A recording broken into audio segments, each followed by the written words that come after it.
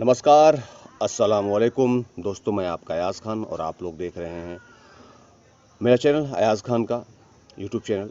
और आप लोगों को पता ही होगा और बता भी देता हूं कि जो है बहुत ही वर्सटाइल एक्टर, कॉमेडियन जगदीप साहब। से लोग उनको सुरमा भोपाली के नाम से भी जानते थे। उनका असली नाम था सैयद इश्तियाक अहमद जाफ़री, जो कि अब हमारे बीच नहीं रहे। उनका देहांत हो गया, स्वर्गवास हो गया। ईश्वर अल्लाह से हम कामना करते हैं कि ईश्वर अल्लाह उनको जो है स्वर्ग में जगह दे। आप लोगों को बता दूं कि जो है जगदीप साहब जो है मध्य प्रदेश के रहने वाले थे।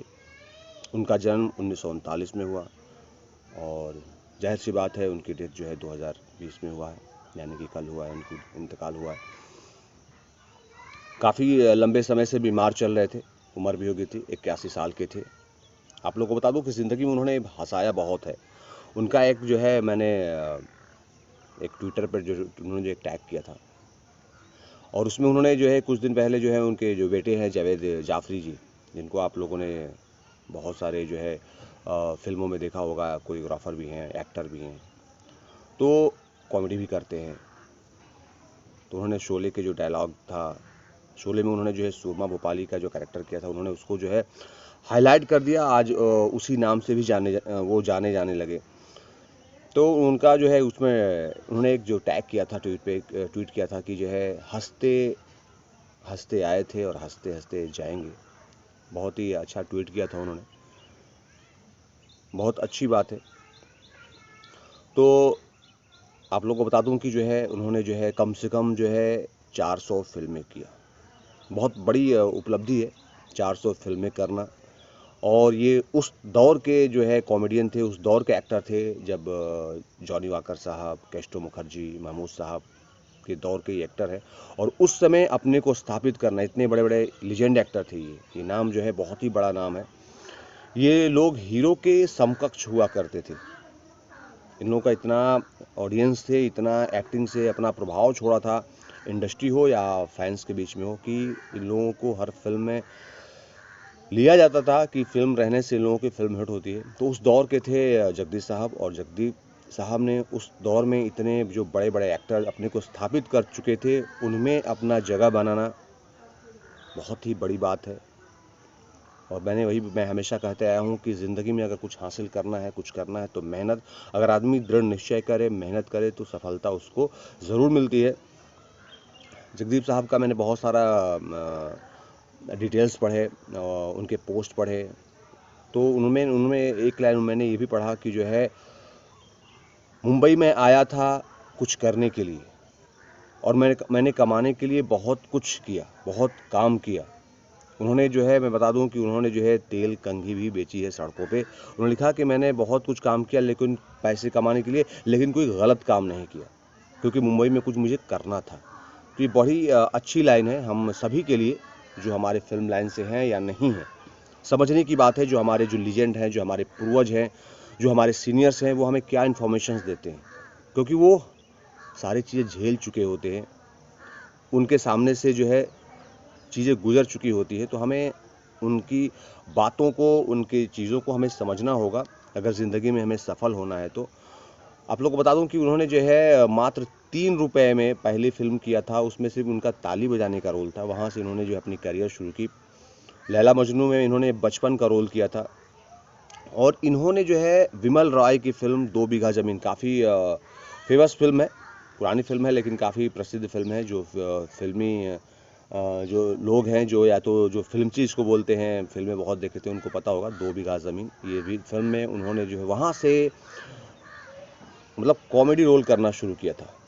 और उसके बाद जो है सबसे ज़्यादा इनको जो है बहुत सारी फिल्में किया उन्होंने, हिट हिट फिल्में दिया, प्रसिद्धि मिली उनकी शोले फिल्म सुरमा भोपाली के नाम से। और वहाँ से बहुत सारे लोग इनको सुरमा भोपाली भी कहने लगे, इनका कैरेक्टर इतना हिट हुआ। वैसे तो शोले का सभी कैरेक्टर हिट है। आप लोग को बता दूं कि जो है बहुत ही जो है उम्दा कलाकार थे।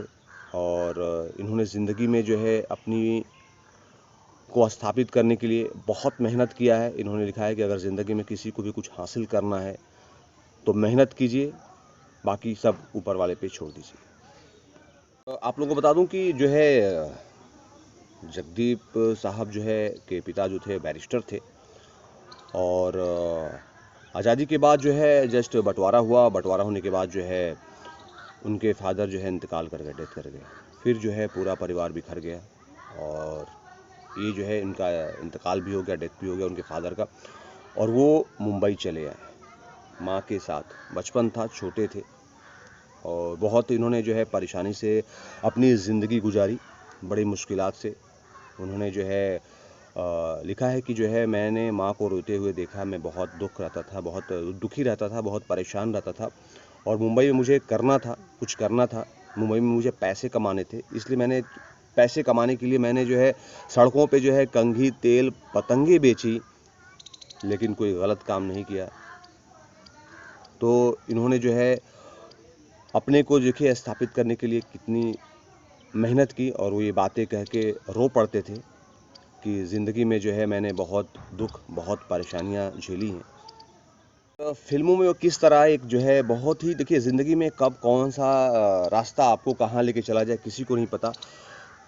मात्र 3 रुपए की जो है लालच में वो फिल्मों में आ गए, देखिए, क्योंकि वो जो है गरीबी के कारण जो है वो सड़कों पे जो है वो कंघी, तेल और पतंगे बेचते थे, तो मात्र उनको जो है 1 रुपए, 1.5 रुपए मिल जाते थे। तो जो उस समय फिल्में बन रही थी, बी आर चोपड़ा की एक फिल्म बन रही थी अफसाना, तो उसमें छोटे छोटे बच्चों की ज़रूरत थी। तो जो कोऑर्डिनेटर होते हैं, तो जो है कोऑर्डिनेटर होते हैं जो जूनियर कलाकारों को जो है जूनियर कलाकारों को फिल्मों में जो है डायरेक्टर प्रोड्यूसर से बात करके जो है ले जाते हैं, जो ज़रूरत होती है।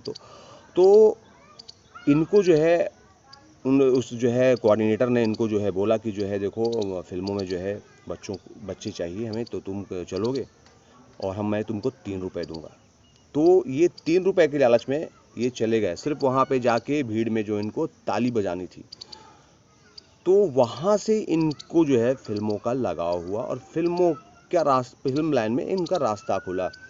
अब कोऑर्डिनेटर के थ्रू 1-2 फिल्में और मिली, उसके बाद जगदीप साहब को फिल्मों का थोड़ा चस्का लगा, फिल्मों से उनको लगाव हुआ, और वहाँ से उनके धीरे धीरे कैरियर शुरू हुआ। तो उन्होंने जो है अफसाना फिल्म, जो जिसमें बी आर चोपड़ा की फिल्म थी, जिसमें पहली बार उन्होंने जो है एक जो है छोटे बच्चे का जो है किरदार किया, और सिर्फ तालियां बजाना था। तो उसमें उनको 3 रुपए मिले, वहाँ से इनका करियर शुरू हुआ। और उसके बाद जो है उन्होंने जो है लैला मजनू में भी काम किया, और उसके बाद जो है आप लोगों को बताया कि बिमल राय की फिल्म इनको मिली 1.5 बीघा ज़मीन, और उस फिल्म से जो है इनकी करियर की शुरुआत हुई। तो यहाँ था, आपको बता दूं कि जो है 1957 में एक फिल्म रिलीज हुई थी, हम पंछी एक डाल के। उस समय जो है जगदीप जी 18 साल के हो गए थे, और उन्होंने उसमें इतना अच्छा किरदार किया, इतना अच्छा एक्ट किया कि उस समय जो है हमारे जो है प्रथम प्रधानमंत्री पंडित जवाहरलाल नेहरू जी ने उनको जो है इतना उनसे खुश हुए, उनके काम से इतना प्रभावित हुए कि उन्होंने अपना पर्सनल स्टाफ कुछ दिनों के लिए जगदीप साहब को दे दिया। तो वो आप लोग सोच सकते हैं कि एक प्रधानमंत्री इतना खुश हुआ आपके काम से, आपकी एक्टिंग से, कि वो उन्होंने कुछ दिनों के लिए अपना स्टाफ, अपना जो है पर्सनल स्टाफ उनको दे दिया था। तो ये बहुत बड़ी उपलब्धियों में से एक थी जगदीप साहब की। शोले से पहले जगदीप साहब कम से कम मुझे लगता है कि 25-30 फिल्में कर चुके थे, और उसके बाद जो है शोले फिल्म मिली, और शोले फिल्म ने उनकी ज़िंदगी में 4 चांद लगा दी। वो अच्छे एक्टर ही थे ही, लेकिन जो है उनको जो है एक और उपलब्धि मिली शोले से, और उन्होंने बहुत बड़ी अच्छी फिल्में की, 400 फिल्में की, और उन्होंने एक मकाम बनाया। और भी मैं बहुत सारी चीज़ें आप लोगों को जगदीप साहब के बारे में बताऊंगा कि उन्होंने और भी फिल्में कैसे की, या फिल्म लाइन में उनको आने में कितनी और भी तकलीफ़ें हुई, या उनको शोले फिल्म कैसे मिली, या और भी जो है बहुत सारी फिल्मों या बहुत सारे किस्से उनके बारे में मैं आप लोगों को अगले जो है वीडियो में बताऊंगा। तो प्लीज़ आप लोग जो है अयाज़ खान के चैनल को आप लोग अगर सब्सक्राइब नहीं किए हैं तो सब्सक्राइब कर लें, शेयर करें, और सब्सक्राइब कर लेंगे तो आप लोगों को नोटिफिकेशन मिलेगा, आप लोगों को हर वीडियो आप लोगों को सबसे पहले मिलेगा, ताकि आप लोगों को पता लगता रहे कि अयाज़ खान इस समय क्या कर रहे हैं। और आप लोगों ने हमेशा मुझे इज़्ज़त दिया है, प्यार दिया है, ऐसे प्यार और इज़्ज़त देते रहिए। और मैं हमेशा कोशिश करता रहूँगा कि आप लोगों के लिए अच्छे और सही और राइट वे में वीडियो बनाता रहूँ, और आप लोगों को सारी इन्फॉर्मेशन देता रहूँ, फिल्मी, नॉन फिल्मी, पर्सनल लाइफ के बारे में, अपने फिल्मों के बारे में, ऐसे ही आप लोगों को जो है आगाह करता रहूँ, समझाता रहूँ, बताता रहूँ। तो आप लोग बस ऐसे ही अपना दुआ, प्यार, आशीर्वाद बनाए रखें। नमस्कार, खुदा हाफिज़, लव यू ऑल, जय भारत, जय हिंद।